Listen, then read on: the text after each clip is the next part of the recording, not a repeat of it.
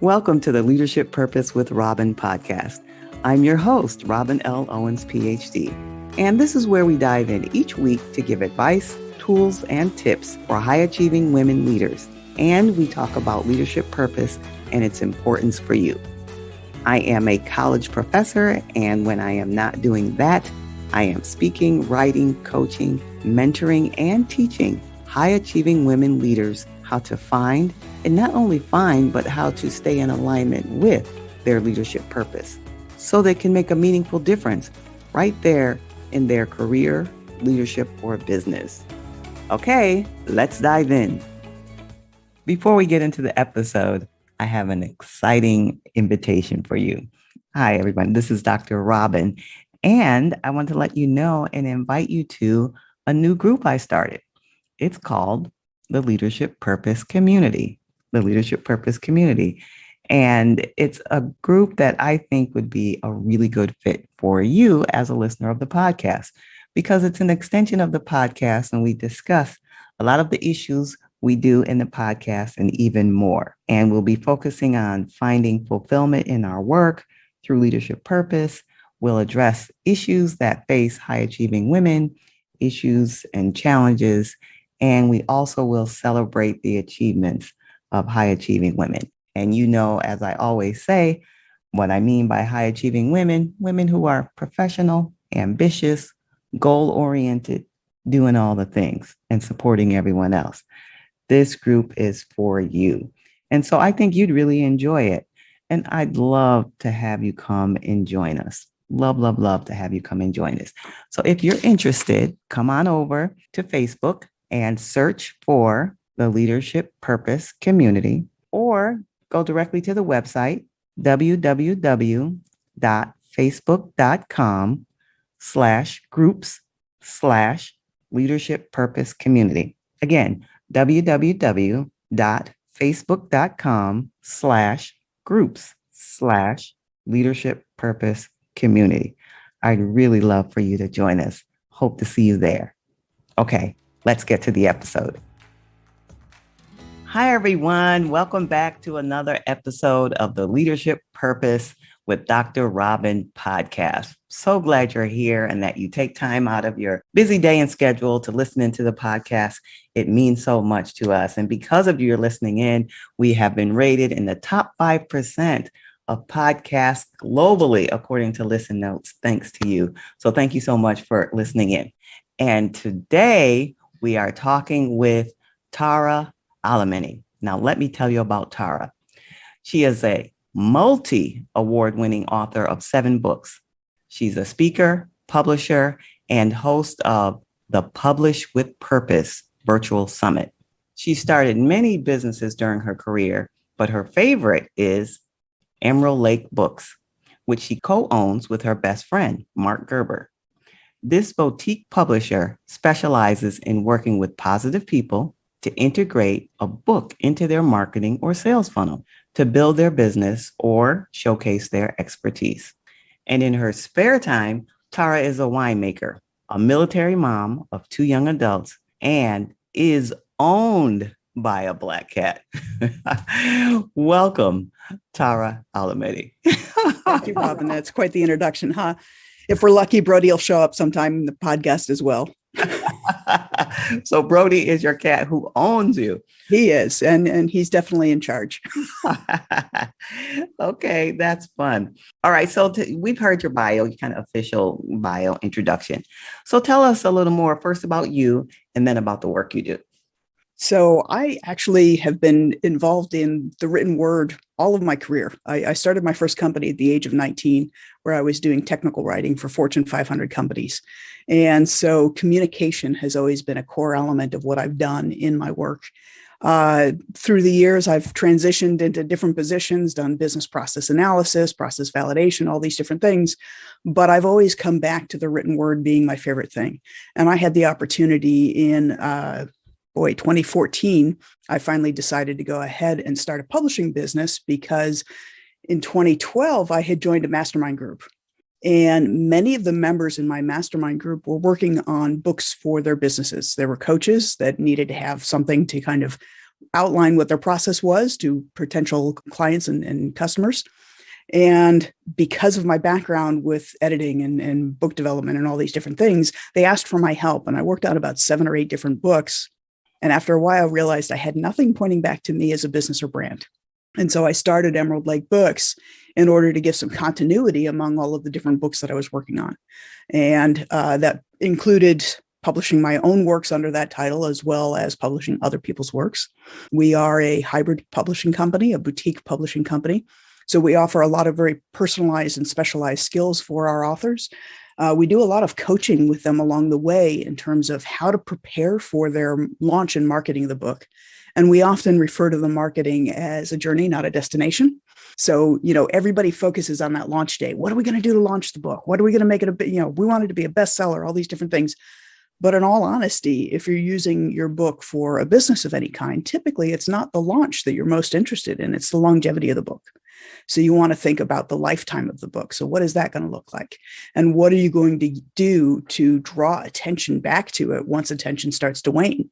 And a lot of that has to do with tying it into trends or topics or different things going on so that it's relevant for a specific period in time. So that's what we do. We have a lot of fun with it. I started in October 2014, and my partner joined me in November 2016, and we have been having a ball. Yeah, that sounds amazing. And there was a problem and a need to be solved, and you jumped in right away and solved it. So now let's go back to that moment about, when you decided, all right, this is a need. All right. So tell us what you were doing then and a little more specifics about how you transitioned, because this is awesome. I mean, it's not every day that you hear somebody say, well, you know what? I think I'll become a publisher. No, and I certainly didn't do that. And I think one of the things that, we're going to talk about a little bit later on is about leadership purpose. I think a lot of what we need to do is be aware of the opportunities around us at the time. When I was in my middle 30s, I took a job working for a German company, and I was in charge of their computer systems for a clinical trial supply system. So I was involved in FDA regulated processes. So we needed to make sure that, certain computer system functionality worked exactly and precisely in a specific manner. And so there was a lot going on in terms of documentation, testing, all of that. And over time, they eventually had a reorganization, and I was in the wrong part of the company and was part of the company that was let go. And I had to figure out what to do with myself. And this was 2009 timeframe. My first company was the one that I started when I was 19, died as a result of 9/11. And so circumstances completely outside of my control. And what I was seeing in 2009 was the same thing was happening with small businesses then. They were coming out of, the down cycle, recession from 2008, and they were really struggling. And it was all circumstances beyond their control. So I wanted to do something that would be fulfilling. And I wanted to do something that was going to help small businesses gain more traction. And my focus at that time was on social media. And I thought, well, wouldn't it be great if small businesses use social media to market their businesses more effectively? It would give them a leg up on corporations because they wouldn't have to go through legal to get things approved first. They wouldn't have to have a bunch of procedures put in place that were all copacetic and approved by everybody else. And they could just use it and do something. And so I decided to start this company that I called AleWeb Social Marketing. And I was going to focus on helping small businesses use social media to grow their business, to do their marketing. And I found it to be incredibly painful to convince small businesses that they needed social media. Yeah, because what year was this? 2009. Yeah. Okay, go ahead. I thought I coined the term social media marketing. So, that's how on the edge I was. But the funny thing is that my very first customer in that business was one of my close friends who was a nationally known homeschooling author and speaker. And so she was going to conferences, speaking and telling other speakers about how I had increased her website traffic 3 times over the same period a year before in 3 weeks. Oh. And so I was organically getting calls from speakers and authors saying, hey, can you help me? And it took me a year and a half to realize that small businesses were not my target demographic. Speakers and authors were. And so it took me a long time to become aware of the opportunity that was in front of me, because I was so focused on wanting to help that small business because I'd been in their shoes. I knew what they needed and I knew how to get beyond it. Once I finally realized that authors and speakers were really my organic market, then I started looking at, well, what other things can I do to help authors and speakers? And so that's where I started to get into this. All right, well, some of them need editing. I can edit. I know how to do that. Some of them need some book layout. I know how to do that. I can do that. And so when I started Emerald Lake Books, I started it as, get this, a division of AloWeb social marketing. Within 6 months, that little division took over my whole life. So it was like, there was no more AloWeb social marketing after that, because I really enjoyed what I was doing with Emerald Lake Books. Not only that, the need for it, the demand for it was very organic. I already had the network in place. And it was something that actually was a lot more fulfilling to me than teaching social media marketing to small businesses who did not want to know about it.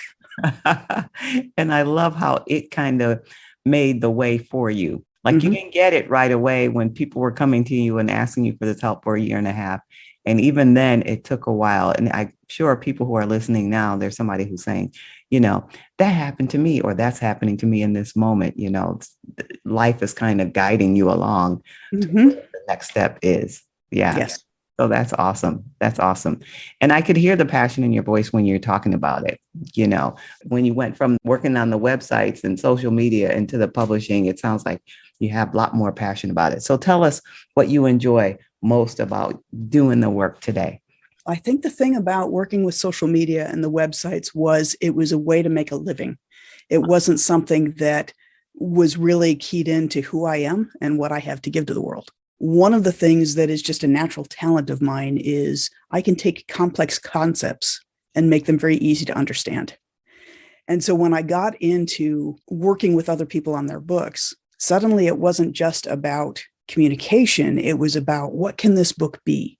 What can this book accomplish? We developed this whole process called Publish with Purpose, where every author we work with, we focus on 3 different goals.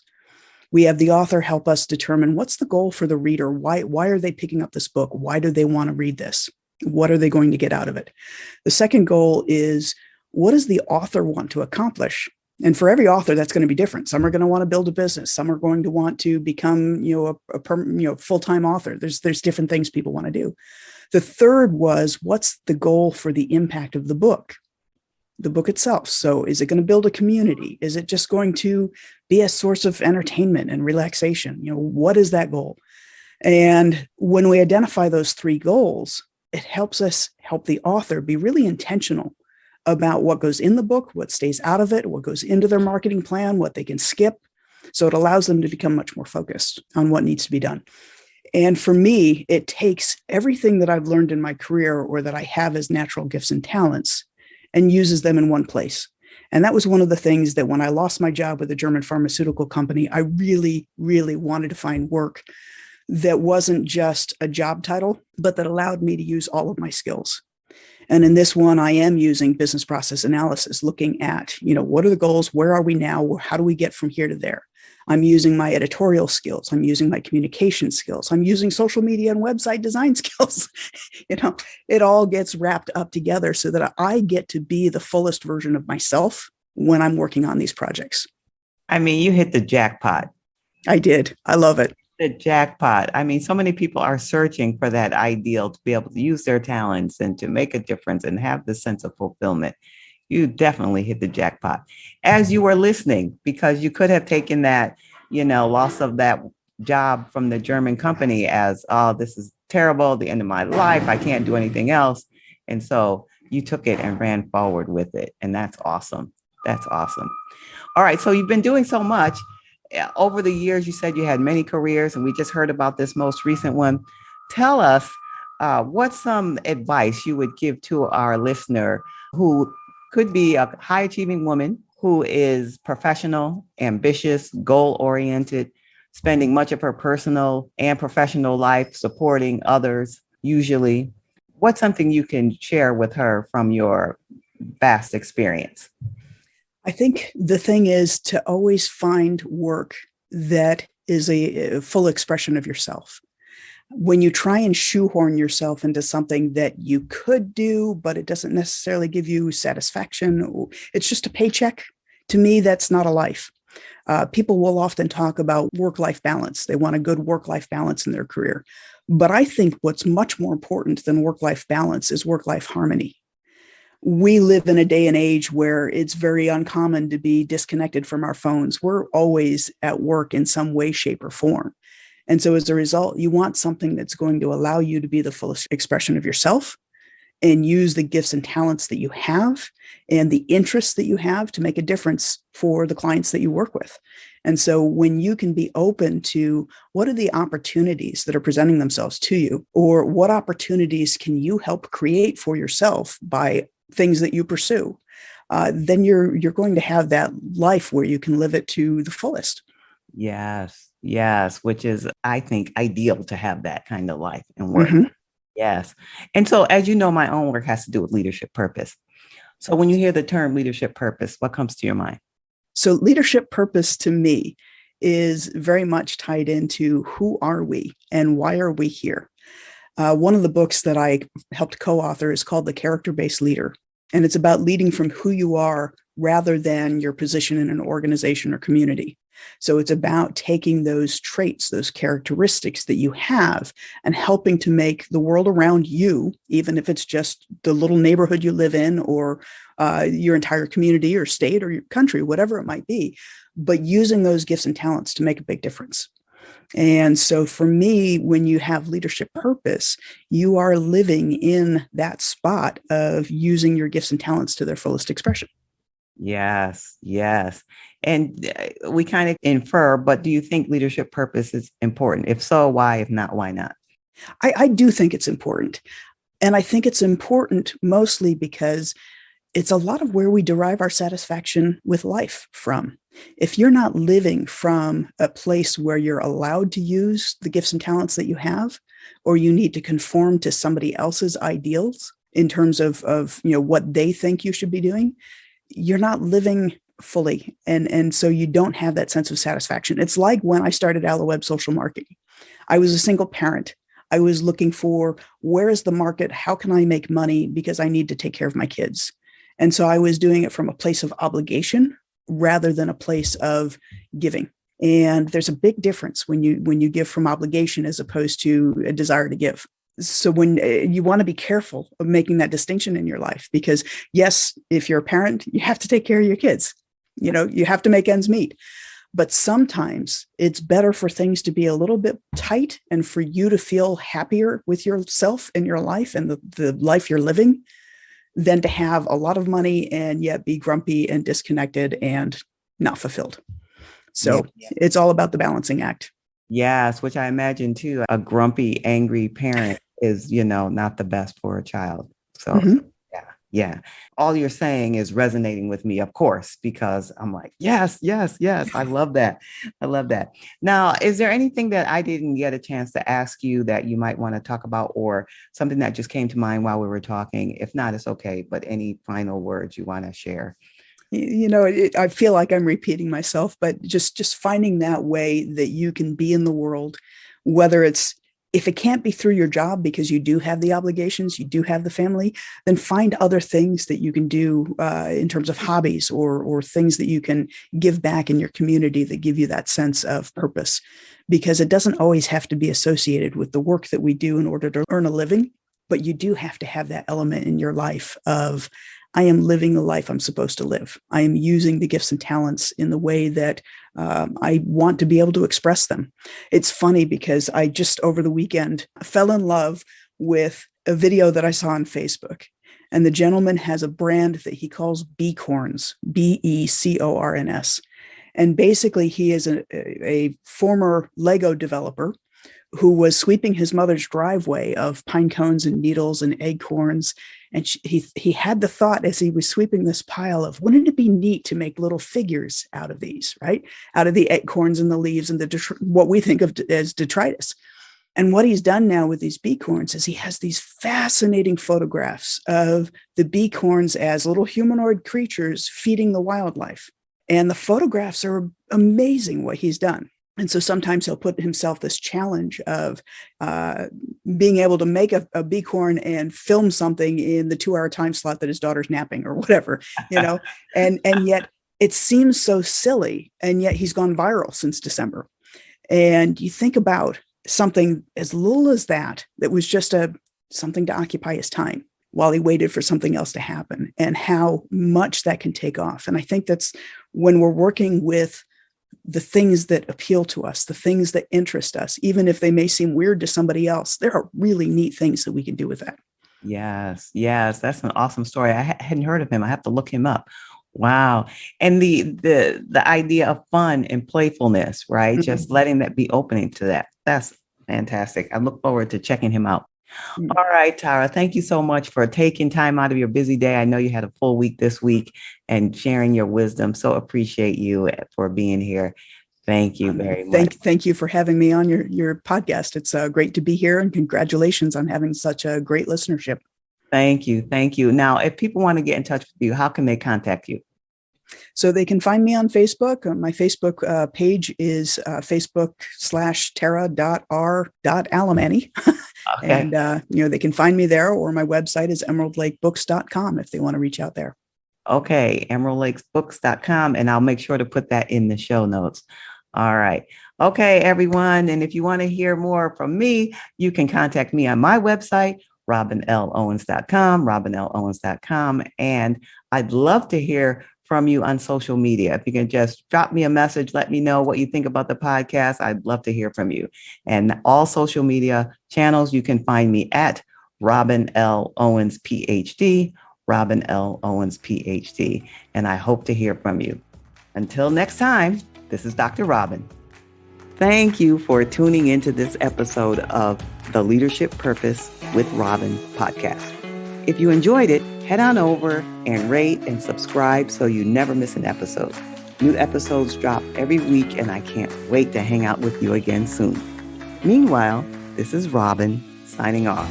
See you next time.